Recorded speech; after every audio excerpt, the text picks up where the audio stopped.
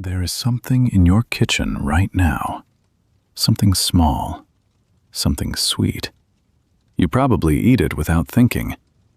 But this small thing has a very long and very dark story.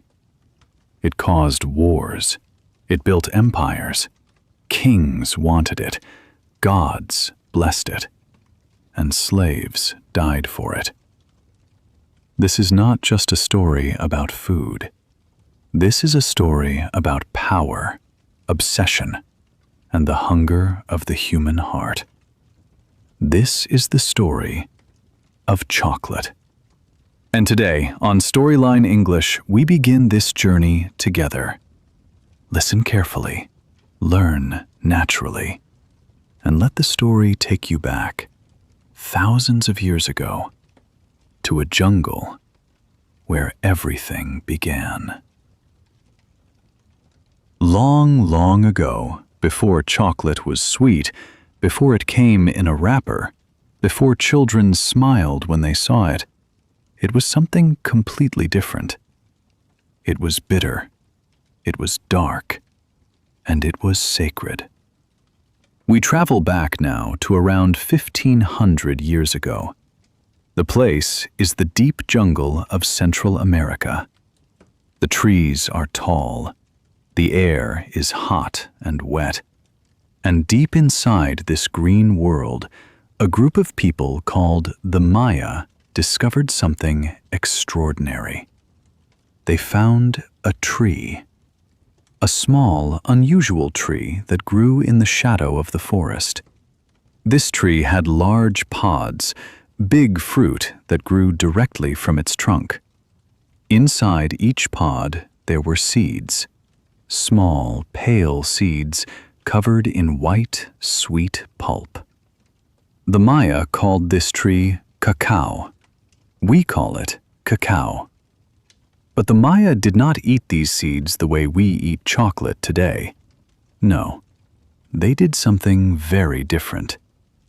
They dried the seeds. They roasted them slowly over fire. Then they ground them into a thick, dark paste.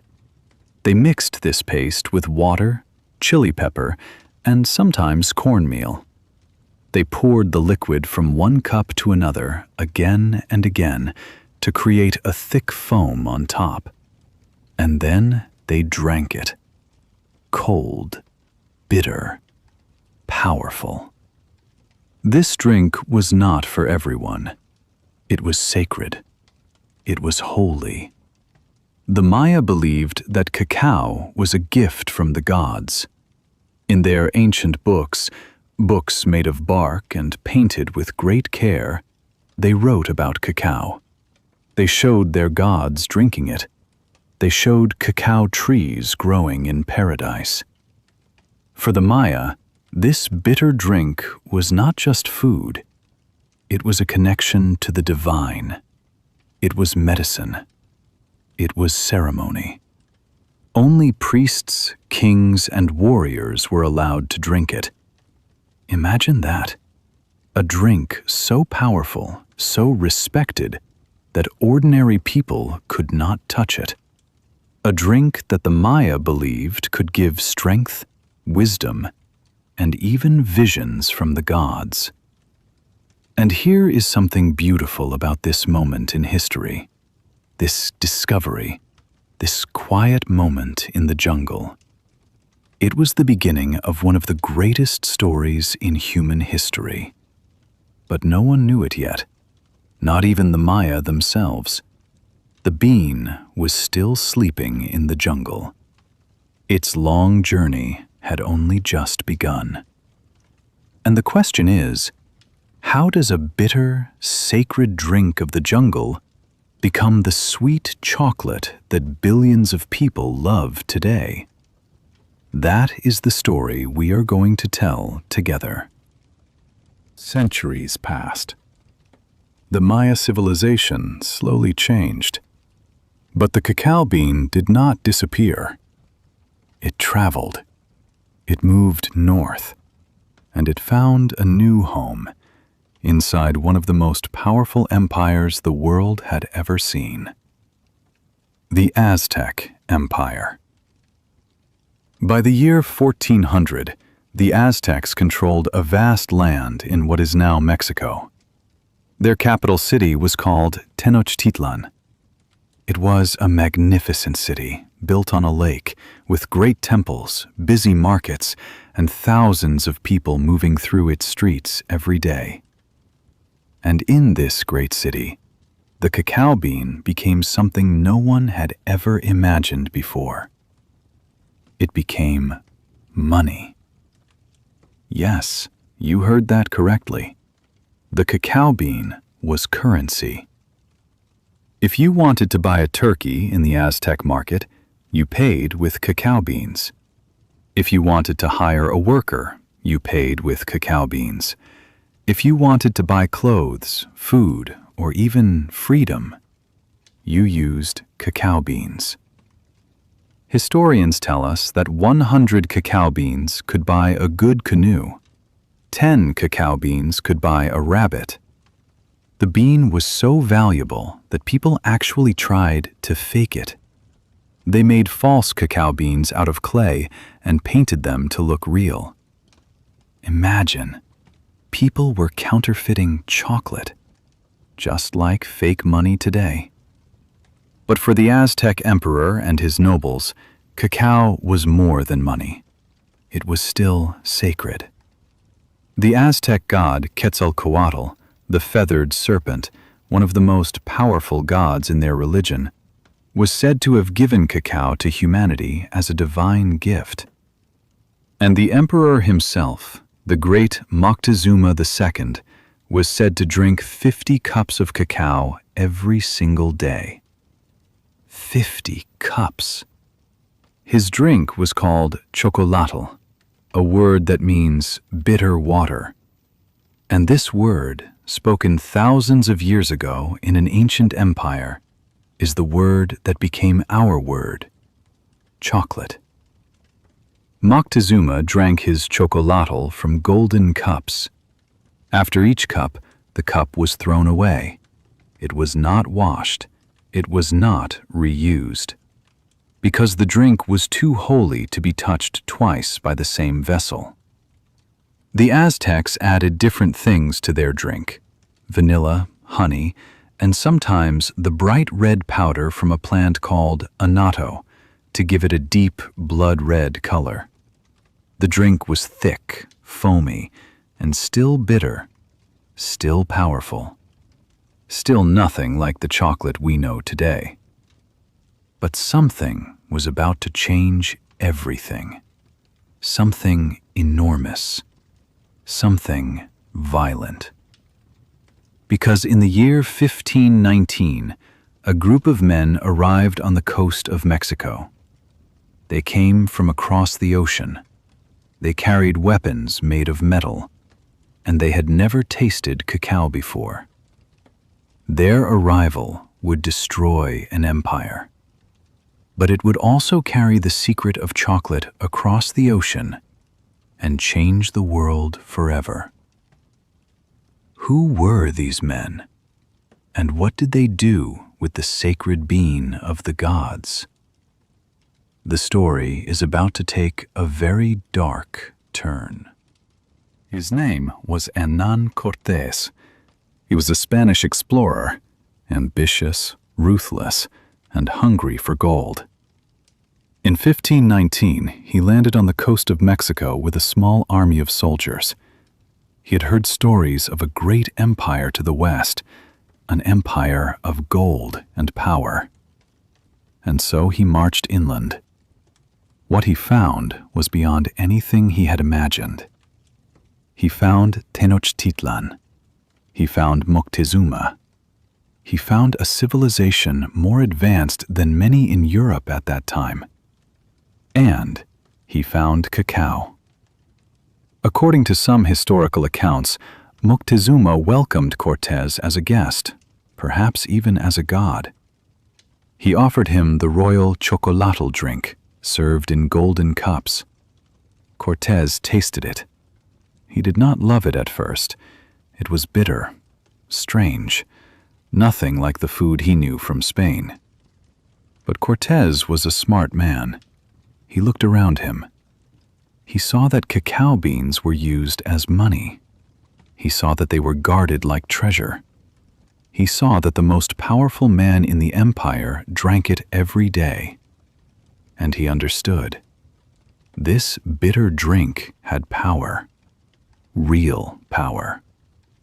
Within 2 years, the Aztec Empire was destroyed. Moctezuma was dead. Tenochtitlan was burning. And the Spanish took everything. The gold, the land, the people, and yes, the cacao beans. Cortez brought cacao back to Spain around 1528. But here is the fascinating part of this story.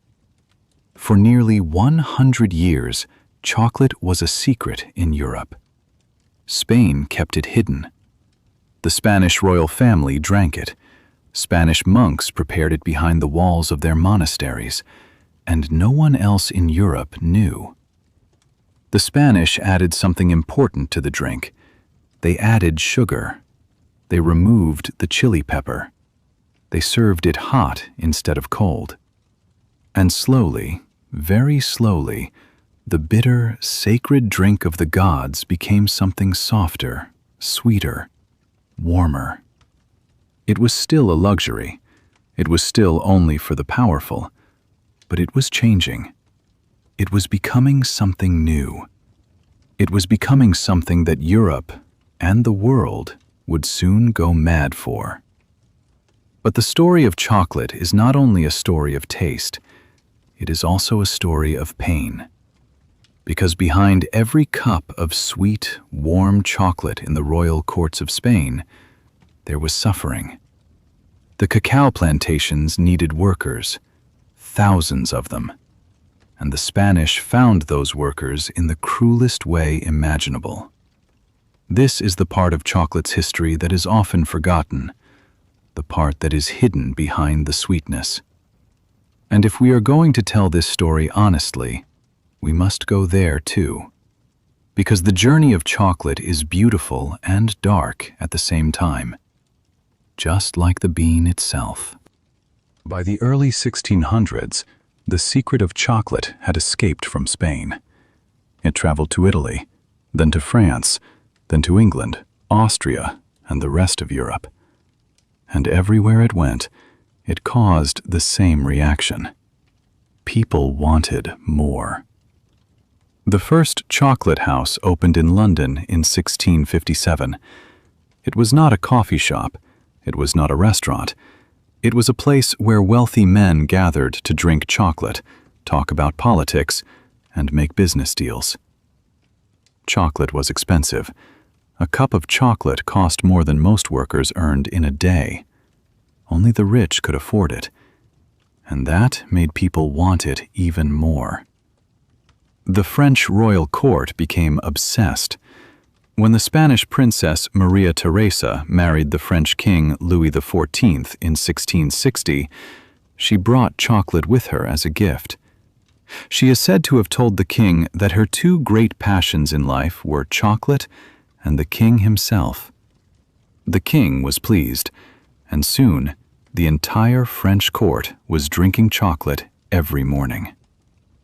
Chocolate became a symbol of elegance, of power, of sophistication. Doctors said it was medicine. They said it cured sadness, gave energy, and helped digestion. Whether that was true or not, people believed it, and they drank more and more. But here is the dark side of this beautiful European love story. To feed this growing obsession, someone had to grow the cacao. And cacao grew in hot tropical lands, in the Caribbean, in West Africa, in South America. The plantation owners needed workers, and they chose the most terrible solution imaginable. They brought enslaved people from Africa. Millions of men, women, and children, taken from their homes by force, transported across the ocean in horrifying conditions, and forced to work on plantations under brutal treatment. The history of chocolate is deeply connected to the history of slavery. This is a fact that we must say clearly and honestly. Every cup of chocolate enjoyed by the kings and queens of Europe, every fashionable gathering in a London chocolate house, it was made possible by the suffering of enslaved people thousands of miles away. This is the weight that chocolate carries in its history, a weight that is important to remember. And yet, the world's appetite for chocolate only grew. It did not stop. It did not slow down. Because something was coming, something that would take chocolate out of the cups of kings and put it into the hands of every single person on Earth. Something called the Industrial Revolution, and it would change chocolate forever. The year is 1828. A Dutch chemist named Conrad van Houten is standing in his laboratory in Amsterdam. He has been working on a problem for a long time. Chocolate drinks are delicious, yes, but they are oily, inconsistent, and difficult to make. The fat from the cacao bean, called cocoa butter, makes the drink heavy and hard to mix with water. Van Houten invents something remarkable. He builds a hydraulic press, a machine that squeezes the cacao paste with great force and separates the cocoa butter from the dry solids. What remains is a dry, fine powder. Cocoa powder. Suddenly, chocolate is easier to make, cheaper to produce, and smoother to drink. This invention opens a door, and through that door walks the modern chocolate industry. In 1847, a British company called J.S. Fry and Sons mixes cocoa powder, cocoa butter, and sugar together and presses the mixture into a mold. The result is the first solid chocolate bar. Not a drink, not a paste. A bar. Something you can hold in your hand, something you can break and share, something portable, affordable, and deeply satisfying. The world had never seen anything like it. Then, in 1875, a Swiss man named Daniel Peter has an idea. He mixes chocolate with condensed milk, a new product invented by his neighbor Henri Nestlé.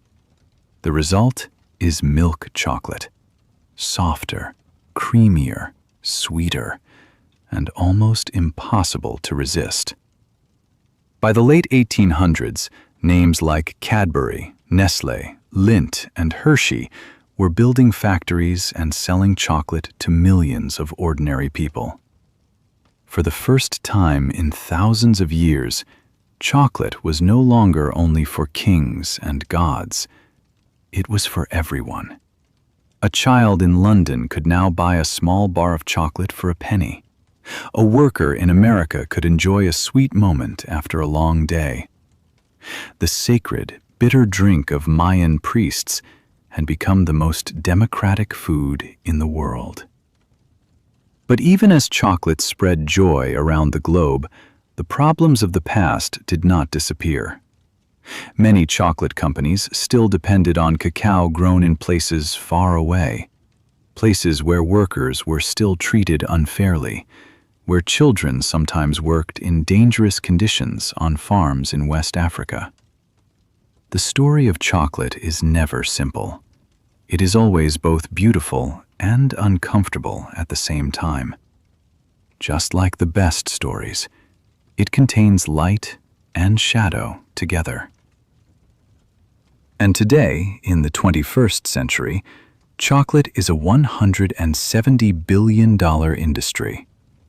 Billions of bars are sold every year, in every country, in every season.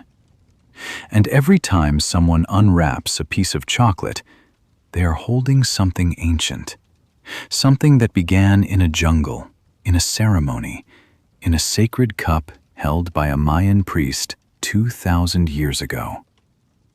The journey of the cacao bean is one of the most extraordinary adventures in human history. A journey of discovery, obsession, darkness, and sweetness, all at once. And so, we reach the end of our story today. The story of chocolate, a small bean that changed the whole world. Take a moment and think about that journey. It started in a quiet jungle. It was sacred and bitter. It was guarded by priests and kings. It crossed oceans. It fed the greed of empires. It brought both beauty and suffering. And finally, it reached your hands. Every time you eat a piece of chocolate, you are holding thousands of years of human history. Thousands of years of discovery, struggle, creativity, and transformation. And hey, that is a pretty extraordinary thing. There is a lesson in this story, a quiet but important one. The things we love most in life often have a complex history, a history full of both light and darkness. And when we learn that history, when we really listen and understand, we become wiser. We start to see the world a little more clearly. And that is exactly what stories do. That is why we learn through stories right here on Storyline English. Because every story teaches you English, and it teaches you something real about the world at the same time. You listened to this whole story today. You followed a long journey from ancient jungles to modern factories, using simple, clear English. And that is something to be genuinely proud of. Your English is growing, one story at a time, one word at a time, one journey at a time. So if this story stayed with you, if you learned something new today, or you just enjoyed the ride, go ahead and drop a comment below. Tell us what surprised you most about the history of chocolate. We would really love to hear from you. And if you want to keep learning English through stories like this one, make sure you subscribe to Storyline English. Our next story is already waiting for you. Another journey, another discovery, another adventure. We will see you there.